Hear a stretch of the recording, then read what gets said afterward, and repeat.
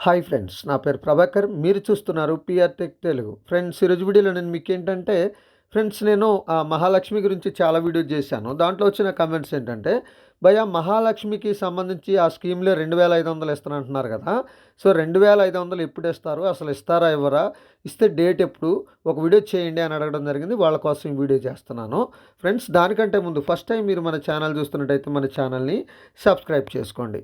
Friends, ఈ మహాలక్ష్మి స్కీమ్‌లో 2500 పథకం ఇదొక మంచి పథకం అనే చెప్పుకోవచ్చు. కాకపోతే ఏంటంటే, వీళ్ళు దాదాపు ఎలక్షన్‌లు అయిన తర్వాతనే ఇస్తామని చెప్పారు. కాకపోతే కొన్ని ప్రాబ్లమ్స్ వల్ల ఇవ్వలేకపోయారు.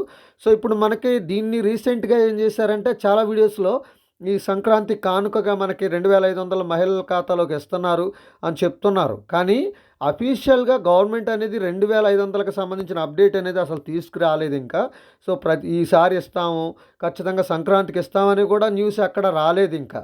వాళ్ళు అఫీషియల్‌గా చెప్పలేదు. కాకపోతే చాలా వీడియోస్‌లో సంక్రాంతికి ఇచ్చేస్తారు, సంక్రాంతికి ఎవరైతే మహిళలు ఉన్నారో వాళ్ళ అకౌంట్‌లో పడిపోతాయని చాలామంది చెప్పడం అయితే జరుగుతుంది. ఎందుకంటే ప్రస్తుతానికి ఇప్పట్లో అయితే రావు. ఈ మ ఏదైతే మహిళలకి రూ. 2500 ఉన్నాయో ఇప్పట్లో రావు. ఎందుకు రావు అంటే మీకు తెలుసా? మీరు కరెక్ట్‌గా మీకు తెలుసని చెప్తున్నారని మీరు అనుకోవచ్చు.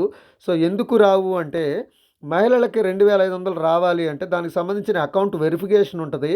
దానికి సంబంధించిన ఇప్పుడు ఏదైతే మనకి ఇందిరమ్మ ఇల్లు ఉంది. ఇందిరమ్మ ఇంటికి ఏం చేశారు? మనం 6 గ్యారంటీల్లో పెట్టాం కదా! సో, దాంట్లో ఏం జరిగింది? మళ్ళీ ఆ ఇంటికి ఎవరైతే అప్లై చేసుకున్నారో దానికి సంబంధించిన వెరిఫికేషన్ అనేది ఇప్పుడు చేస్తున్నారు.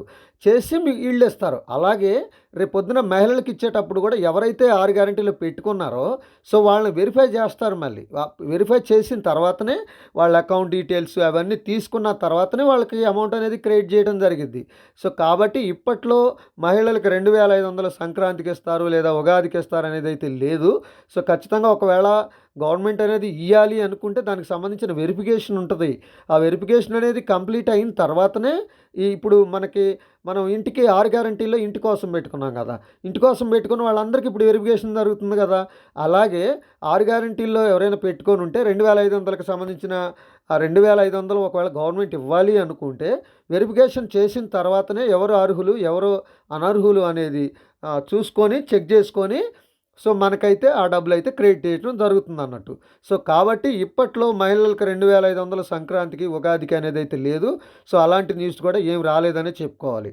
సో, ఇది ఫ్రెండ్స్, ఈ వీడియో కనుక మీకు నచ్చితే లైక్ చేయండి, షేర్ చేయండి, కింద కామెంట్‌లో రాయండి. Thank you.